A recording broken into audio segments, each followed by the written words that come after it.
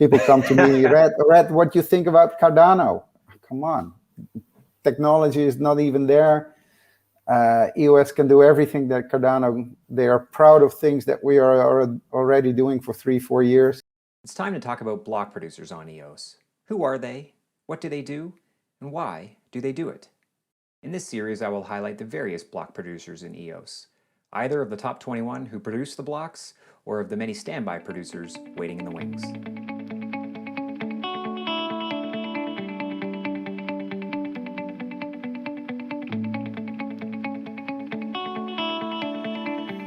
So today I'm with Rhett from EOS Amsterdam, another very valued block producer in the EOS ecosystem who's been around since the very beginning, since mainnet launch. So Rhett, thank you very much for being with me today and telling myself and our audience about EOS Amsterdam. Pleasure to be here again.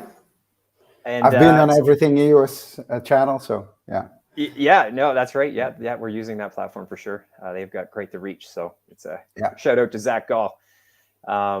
So I get the first question is just to tell myself and our audience a little bit about yourself and your background. Yeah. So yeah, I'm what you call a typical tech entrepreneur. Founded multiple companies. Currently, I'm acting CEO of EOS Amsterdam and Europe Chain. But prior to that, basically 23 years, I ran a cybersecurity outsourcing firm. And that company was sold 2 months ago.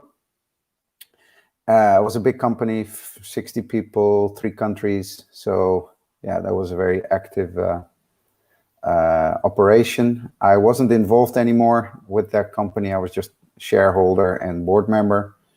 And yeah, so I'm a typical tech entrepreneur. Got very enthusiastic about EOS about 3 years ago.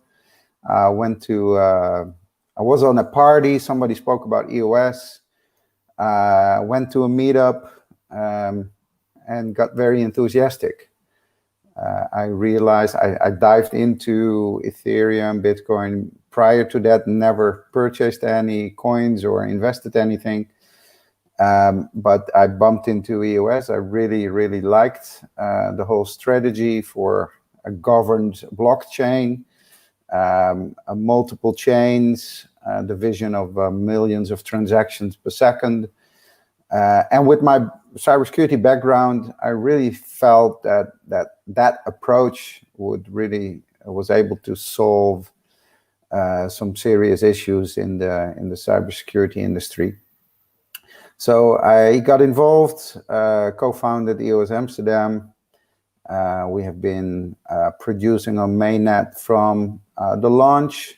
We were on all the channels, on the YouTube channels, all the meetups, all the Zoom calls with parallel Chinese translation. Yeah, that was a very fun time. We've been number 14 in the ranking. So we have had our minutes producing blocks on mainnet. Diversified also to other chains. So we produce for WAX, for FIO, for Proton. And together with the European block producers, we founded Europe Chain. But we'll probably get into more details on that. Yeah, so typical tech entrepreneur.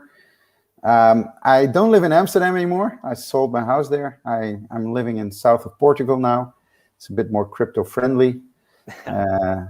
I don't pay tax here, so that's good. So yeah, good reason to move. Good and very sunny. It's bloody hot even today. Yeah. Awesome. Well, yeah, that sounds like worse places to live. That's for sure. Yeah. Definitely. So you kind of touched on it then, but just some of the history of EOS Amsterdam. Maybe you could speak to sort of how it came together and maybe some of the work you've done so far. Yeah, so I think we've done a lot. We changed CTO. Currently, we have CC32D9. I think it's the most famous Twitter handle and Telegram handle we ever had, or is known out there in the community. He's got a great face. Yeah, he is. He started out anonymously, and then It's a little bit of a gimmick. He still is anonymous, but many people know that it's Stanislav. So many people, he just shows up in Zoom calls, and he's not that anonymous anymore. But we know that his Twitter and Telegram handle is very known. So he is we use still the name CC32D9. I'm even fluent in pronouncing it. He works on a lot of projects. He's also very active in the developer channels. So he spends a big chunk of his time supporting others with technical questions. And we run a lot of the backend infrastructure, I would say. So if you go to blocks and you look at all your coins, that is coming out of the Light API that we run, and that's being used by blocks and many other projects. We take snapshots of all the blockchains that we run. So these blockchain snapshots are used by many. We're very active in resource discussions. Here you see Jetse Spry as well. Jetse is one of the co-founders. He is my long-term friend and lawyer from my cybersecurity company. So I know him for many years. When we started as a block producer, I felt that it would be a smart decision to invite him as a little bit of an insurance arrangement. So I gave him 10% of the company. Then he liked it so much that he increased his share to 15%, and has been, especially in the early days when there was a lot of governance discussions going on, very active. He wrote the community constitution, and basically for a long time there was the discussion between the community constitution on one side and the New York user agreement on the other side, and it was really never decided which one would win, but the user agreement had more votes but never reached the threshold. So in practice now we accept that there's a user agreement for mainnet, and with the recent hack, I think it would be wise to reevaluate. Maybe there's a room for that, and discuss that again, and take the old community constitution and maybe have a look at that on how we could have a governed blockchain. I think that was the original intent, the original promise. I do a lot of calls with businesses. If I explain them Ricardian contracts, they love Ricardian contracts in the business community.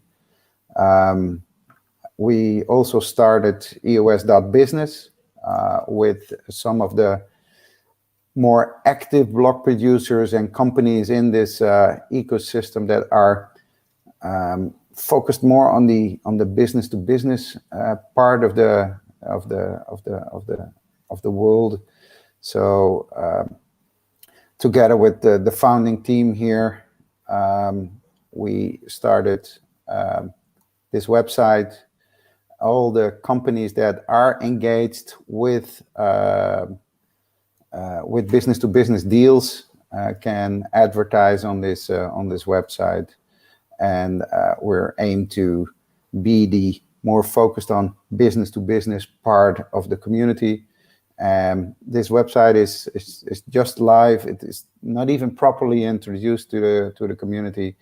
We showed it to Block One, and we want to show it to the Eden team as well. That some block producers took the initiative to. So it's EOS Dublin, EOS Costa Rica, and yeah, so that we introduced this to the market.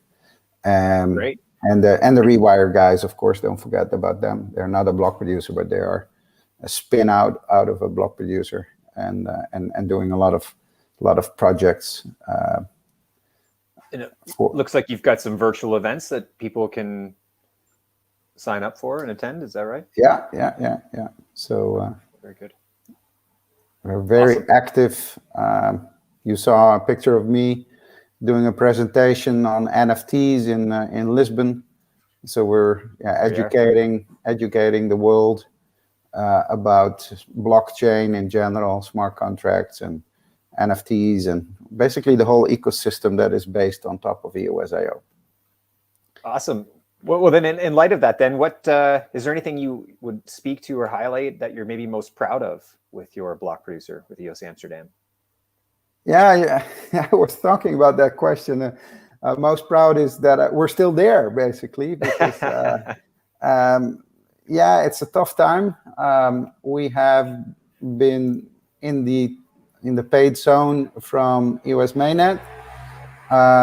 Then we dropped out of the paid zone for a while, and we are back in the paid zone again. In parallel, we started producing for other block producers, for other blockchains as well, and that basically saved our position. So we're still around. We're very active on the sister chains, on Wax, on Proton. I'm also personally very active in like more board member type of engagements. One of them is also on your tab sheets is 2tokens. We believe that tokenizing can really change the world, and I'm in the executive team here to bring tokenization to the market, help governments, help central banks with, okay, what is it? How does it work? And support projects. We're supporting energy projects. We're supporting standardization initiatives on invoicing. Every invoice, you could say, is an NFT, and that could be factored and traded on marketplaces. We're supporting projects for notaries. So there's a lot of basically back-end work, like standardization initiatives that need to happen to really make use of blockchain tech, so that it's really easy to use.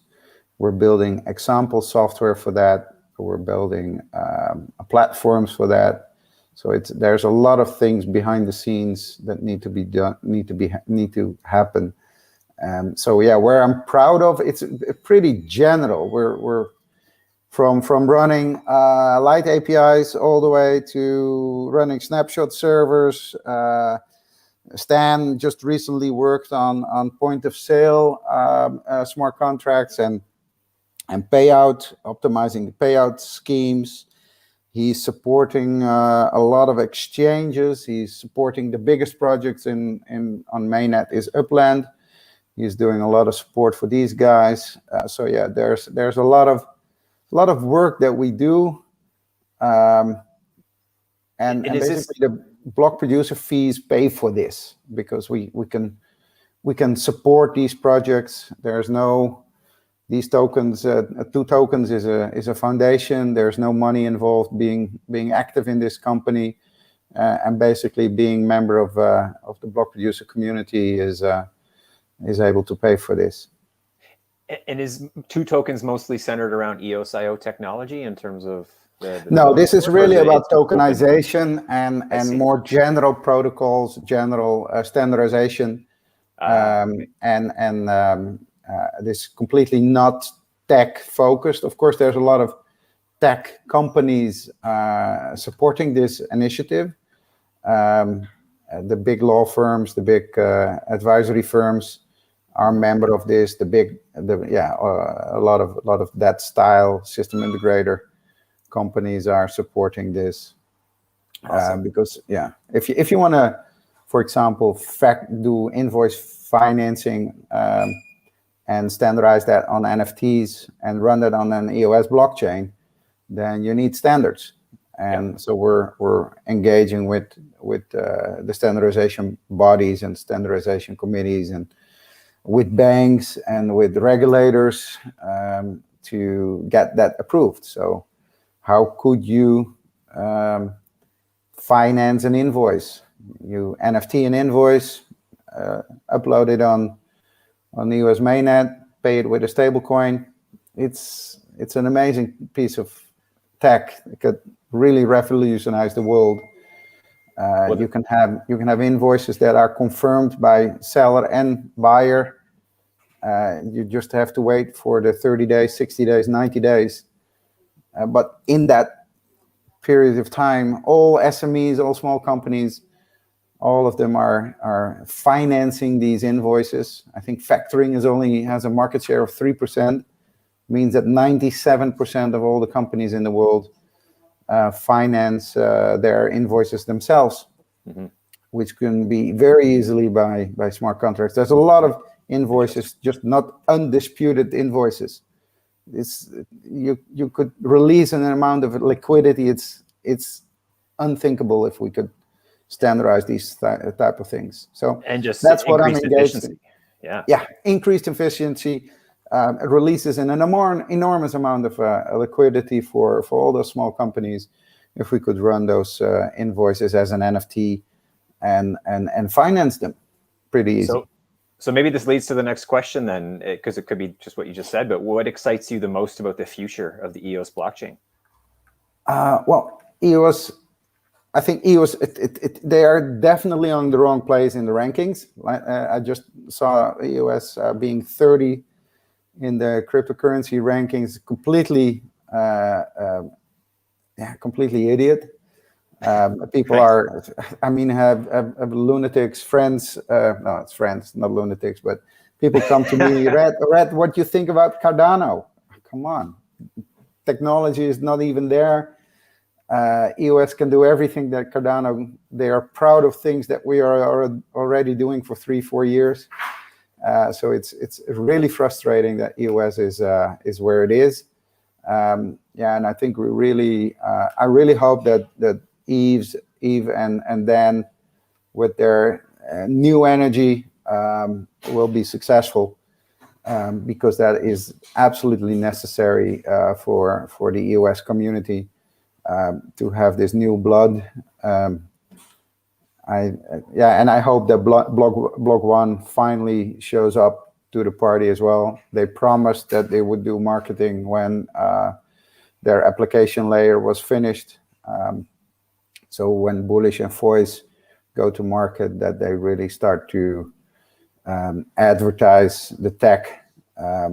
So let's hope that finally happens, because that's really necessary. For example, we lost a bid. We worked on that bid for 2.5 months for the European Commission. There was 35 companies, the big ones, Consensus, everybody. And we came in 8th, and there were 7 slots available. So we're just missed out by 1 position. And one of the main reasons why we didn't get the bid, we didn't score so much points on EOS reputation, because there's no community, basically. The reputation of EOS is the challenge. Well, that's why we're doing this, right? This is very good revised energy. So I'm very happy. Everything EOS supports you doing this series and put some shine some light on important block producers. We didn't touch on everything, but the list of activities that we have supported and are working on is immensely. We have a mobile app called Fact, where you can capture pictures and stamp them on a blockchain.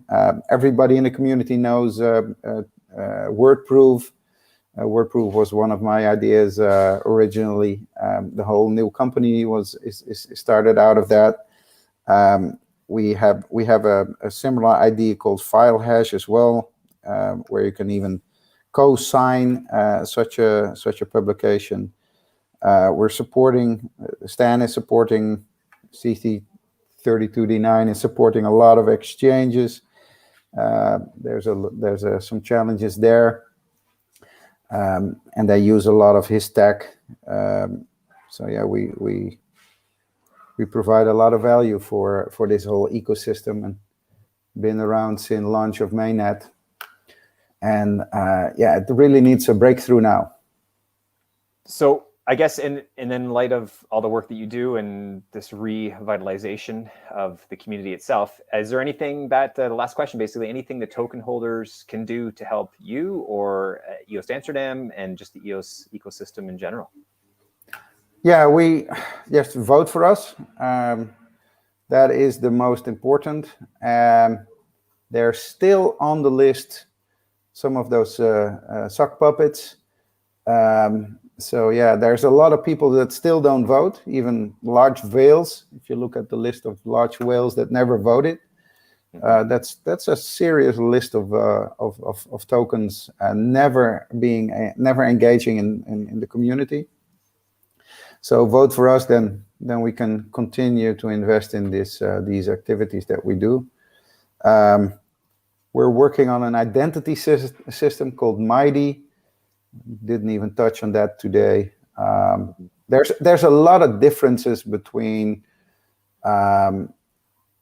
basically the continents. Like blockchain can really solve certain challenges South America has. Blockchain can really solve a lot of challenges that North America has, a lot of challenges in Asia, and in Europe, the whole landscape is just different. We have some systems like land tiles. Land tiles is absolutely not an issue in Europe. Every country that was invaded by Napoleon has a very properly functioning land tile administration. So many of the use cases that really are suitable for blockchain, Europe, many of them are pretty well organized. So there's a whole different ecosystem of solutions that we need to tap into in Europe. Yeah, and the best tech out there, EOS.io, is the most suitable for these more complex use cases. Every time we talk with customers, our multi-sig, our Ricardian contract, our openness in governance, there's so much features that really connect in business to business.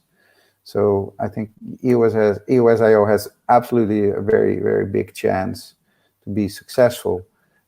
It just needs some nurturing. Yeah, that's, well, I would say, yeah, we really need that. We treat it like the baby it is. It's still so new. You know, I was speaking with Aaron from Greymass yesterday, and he made the point that we're still so early in this. Like that's what I always tell.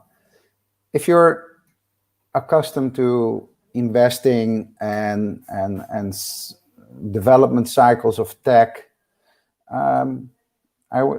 to amateurs, people not involved with our industry, I always say, for example, games like Red Dead Redemption, yeah, a famous PlayStation game that took 6 years of development.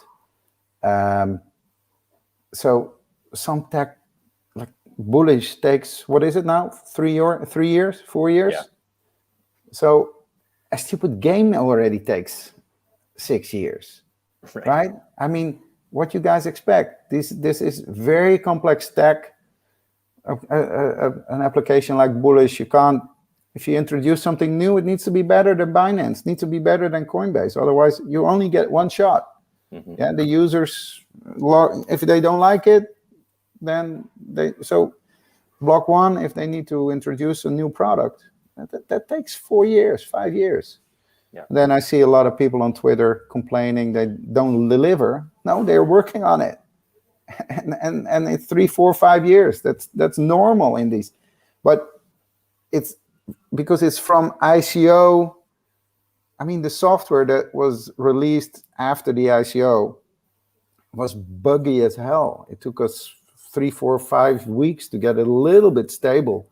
There was upgrades almost every day at that time, the point of time. The software was completely not ready to be released. And in parallel, they built Bullish. In parallel, they are building on Voice. They're pulled the plug on Voice and restart it again. Yeah, so they're working on it. they're working on it. So I think the things to community sometimes is just too impatient, and these sort of things just take time.